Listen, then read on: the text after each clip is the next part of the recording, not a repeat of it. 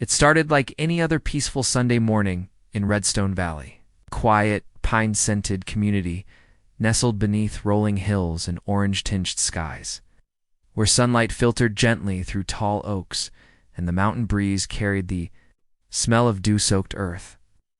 A place where the illusion of serenity was carefully preserved by an overzealous homeowners association that had grown more power-hungry with each passing year. Led by a group of self-important board members and enforced by one man in particular, Benton, former mall security guard, who now strutted around our neighborhood in a golf cart with flashing lights, a fake badge clipped to his chest, mirrored sunglasses, even on cloudy days, and a chip on his shoulder the size of Mount Rosewood.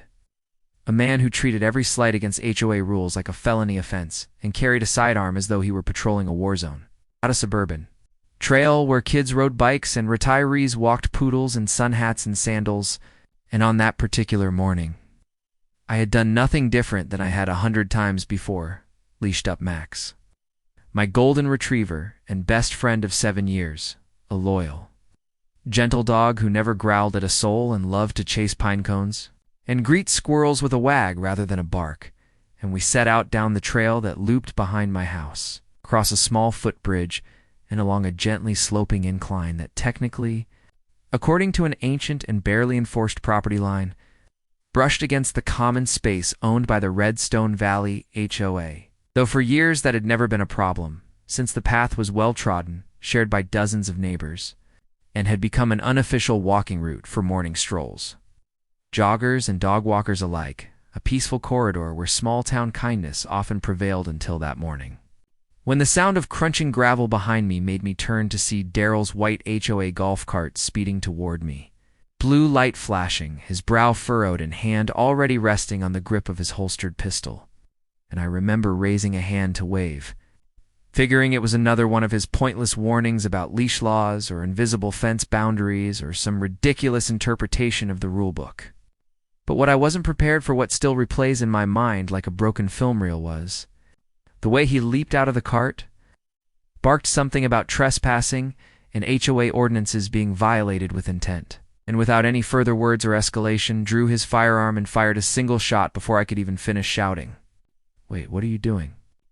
And Max Wheat, harmless Maxlet, out a sharp yelp and crumpled to the ground, his golden fur instantly stained red as he whimpered and thrashed in agony on the pine needle-covered earth, and I dropped to my knees, screaming his name, my hands pressing against the wound in desperation, feeling his warmth fade while Daryl stood there, motionless, muttering about regulations and dangerous breeds and protocol, none of which made sense because everyone knew Max.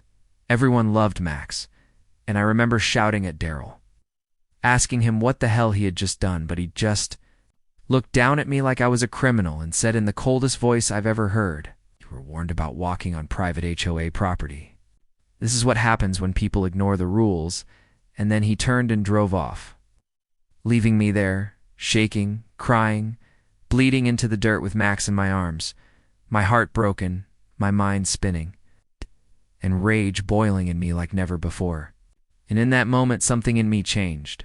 Not just grief, but something deeper, sharper, a realization that this neighborhood, this HOA, this twisted little empire of power-hungry retirees and their psychotic enforcer had gone too far. And it wasn't enough to sue or to post online or to protest with signs. I needed to destroy them, not just metaphorically, but structurally, surgically, financially, and permanently. So I did what any broken man with too much money and too little justice would do. I got to work. First, I called a lawyer, not just any lawyer, but a legal pit bull named Marissa Kane, who specialized in HOA litigation and had a reputation for dismantling corrupt associations brick by brick. And I told her everything, from the absurd rules to the shooting, and she was instantly in. Said she'd seen power-drunk HOA boards before, but never one this openly dangerous. And while she began the civil case, I took a different approach, one I knew would hit harder than any courtroom ever could. I made some calls to real estate brokers, land surveyors, and developers, pulled every favor I had from business friends and investors, and found out something deliciously ironic. Most of the land behind the HOA trail, the woods they claimed were common space, was not actually HOA owned. but leased in fragments from a private timber trust that had grown tired of the board's complaints. And with the right offer, they were more than happy to sell to me. But I didn't stop there, because I learned that the HOA didn't own their clubhouse outright. It was part of a larger parcel coned with a developer who had long wanted to cash out, so I'd bought him out too, gaining legal access to the land. Surrounding the building, the parking lot, even the small lake where they held their HOA barbecues every July. And then I began to choke them off slowly, legally. Painfully starting with signs posted around the trails, private property. No HOA access.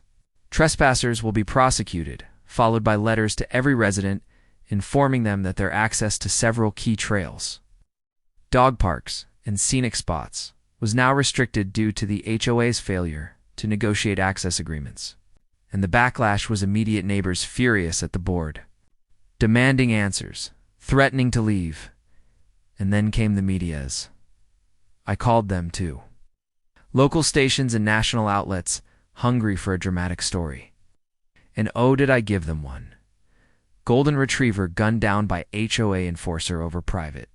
Trail dispute, complete with pictures of Max. Footage of the blood-stained path, and interviews with neighbors who had complained about Daryl for years. Suddenly, the HOA board was under siege lawsuits, press coverage, resident fury, and a massive hole in their budget as they scrambled to handle PR and legal costs. And that's when I made my final move. I called a town hall meeting open. To all residents, rented out the community center myself, stood before the crowd and told them what I'd done and why. Showed them the documents proving my ownership, read Daryl's exact words aloud, and ended with this. This HOA gave a man the power to shoot a family pet. They defended him. They called Max a threat. I bought the land not out of vengeance, but out of necessity. The HOA is no longer your protector. It is your oppressor. And I intend to make sure no other Max has to die for someone else's ego. And the applause that followed was thunderous, cathartic, a neighborhood finally waking up to the madness that had been festering under the guise of order and decorum. When within a month the pressure reached a breaking point, Daryl was fired. The board president resigned, and a recall vote dissolved the HOA entirely. In its place, we formed a voluntary neighborhood council. No fines, no forced dues, just mutual respect and reasonable guidelines. And where Max had been shot, I built a small memorial. A carved stone with his name, his paw print, and the words, "You were a good boy, better than they deserved." And every Sunday morning now, I walk that same trail, not out of defiance, but out of reverence, with no leash, no fear, just memories. And the sweet knowledge that I turned tragedy into liberation. Not just for me, but for everyone in Redstone Valley. The real power move didn't come from the headlines, or the lawsuits, or even the public outrage that erupted after Max was killed. And the HOA's enforcer was exposed. It came from the quiet acquisitions, the land deals, the backroom conversations I had over coffee, contracts, and cash wires that none of those smug board members saw coming until it was too late, because while they were scrambling to defend themselves publicly, spin their narrative, and pretend that Daryl was just misguided, I was methodically buying their foundation out from under them, 1 acre, 1 parcel, 1 easement at a time. And by the time they realized what was happening, the HOA no longer held legal access to half of the community's most prized spaces. The scenic overlook they put in their brochures, the walking trails they bragged about during open houses, even the private lake where they hosted their smug summer BBQs that always excluded anyone who dared question their rules, all of it now belonged to me. And when I say me, I don't just mean my name on a deed, I mean complete legal ownership. Through a trust I established with the sole purpose of neutralizing every inch of HOA control over Redstone Valley. Because while they saw the community as their little kingdom of order and fines and superiority, I saw it for what it truly could be, a community of people who wanted to live peacefully without being policed by retired desk jockeys with inflated egos and punitive agendas. And after Max died, after I buried him beneath the oak tree in my backyard with nothing but the sound of pine needles and grief settling around me, I knew I couldn't stop at outrage. I had to finish what I started. So I doubled down, hired zoning consultants to reclassify former HOA easements as restricted private trails. Contacted the Town Planning Commission and offered to fund an independent recreation area on the condition that no HOA in the surrounding district could claim jurisdiction over it. And to my surprise, the city tired of HOA complaints and nuisance. Lawsuits agreed, giving me leverage not just over Redstone Valley, but neighboring communities, effectively walling off any ATA.